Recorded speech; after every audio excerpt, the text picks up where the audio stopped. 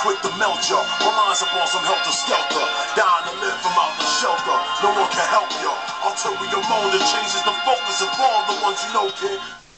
Yo, what's up, Walz, Rantz? Game time chilling. That track right there is Fresco P on the track. Couldn't find you, Sono. Couldn't find you on the YouTube. But, and it was Walz, Rantz. I'm holding it down. I had a concert. I went to my boy Sono, my boy Fresco P. They performed at Rivoli on Saturday night.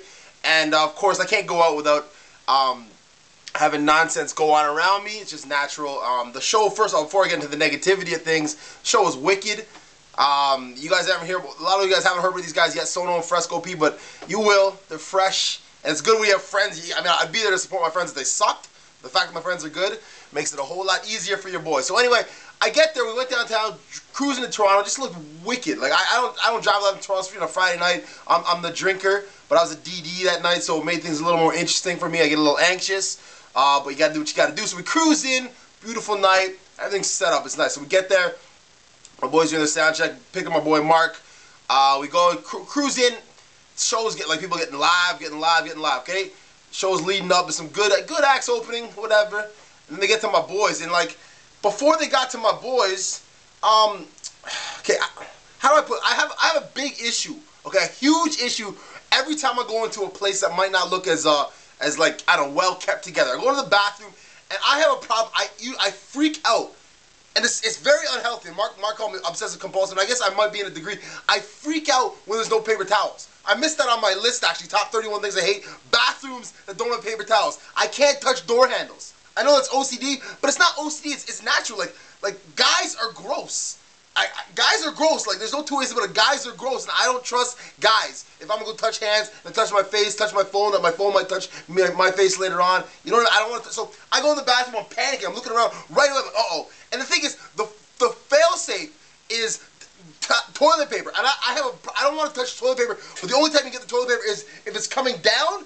You don't want to go in and touch, because you know people's hands have gone in their touch. So I was screwed, but I found the door, luckily, was close enough to the thing so I could hold the door open with my butt and get the soap and then wash it. And because they didn't have paper towels, they're going to waste some water, because I kept the water on, running till the next person comes. So I got to do what I got to do. So I got out there, my hands were dry. It takes like 7.5 hours. It's crazy to have like all this time later. They have those hand dryers that are so awesome. The hand dryers that you put your hands in like 5 seconds it's dry.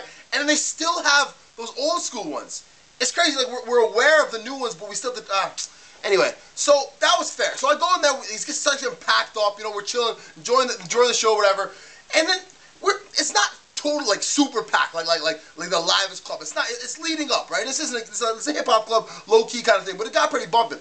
But we're standing there watching, and I guess I was in a bad lane or something, because I kept getting hit. I kept getting bumped. I'm like, yo, what? And it's like, I'm not getting in a bad mood. When I'm out in a good mood, I'm not trying to look for problems or whatever. But people kept bumping me, and what I noticed was nobody was acknowledging it. And it's like, I don't need a sincere apology. But there's one thing to graze somebody. You graze somebody. But if you're bumping somebody, you acknowledge that. Like, that's common courtesy. So I'm seeing these people bump me. I'm just like, yo, this is getting ridiculous. I'm like, this is like a show? Like, how many times you can go without apologizing? So there's the one that bothered me the most is this fat black girl, she bumped by me. She needed some extra space to get by. Chunky ass. She goes by me. I'm just like, yo, look at her. And right away, you know how I think about this. I'm like, yo, so she's had this rude look in her face too. Like, I see her talking to other people, because I was observing her after the fact just to make sure I knew what I'm talking about, this girl. And I wonder, I'm like, yo, so, okay, fair enough, everybody else bumped me without knocking me, but, yo, this girl, okay, let me say this without being totally, like, so rude that you won't hear my point. If you're a fat black girl, a fat ugly black girl, okay, I'm not saying just because she's black, but black people have a tougher life than white people. It's just simple facts, or whatever color. If you're going in the morning, you look in the mirror and you're fat, you're ugly, and you're black, and you are gonna be rude too, wouldn't you think you would be the one that would benefit most by being nice, having manners? And again, I'm not saying, let me just make sure I'm not saying it in a racist way. It's also because it's black. I'm saying it straight up. That's how life is. And you're going to be rude too? I'm like looking at this girl, I'm like, okay, your life is obviously pretty tough, but at least be mannerly. Be mannerly. So anyway, so we rolled up there with, I was like, it was very frustrating. Very frustrating. Okay, so we watched the show. The show was just wicked. Like, just awesome. I was like, it's hype. They get so hype. I'm like, woo, it's hype. So we jet. Okay, they kill it. My boys kill it for opening because they open for the guys. They kill it for them. The energy's so high, it always has to come down. Anyway, so we go outside, and I'm going to get up. My buddy's Jeremy doing his thing, but I love hot dogs. Street hot dogs is just like, it's a weakness. I usually get like minimum 2 every time I go downtown. Minimum. I'm a healthy guy, but you know what I'm saying. Like hot dogs are wicked. So I go down there, get my hot dog, whatever, put all my stuff on. And I look over at me and I see this drunken, like, this time of night, it's like 2 a.m. kind of stuff. And this guy, just like, he finishes the hot dog and just throws his napkin on the floor.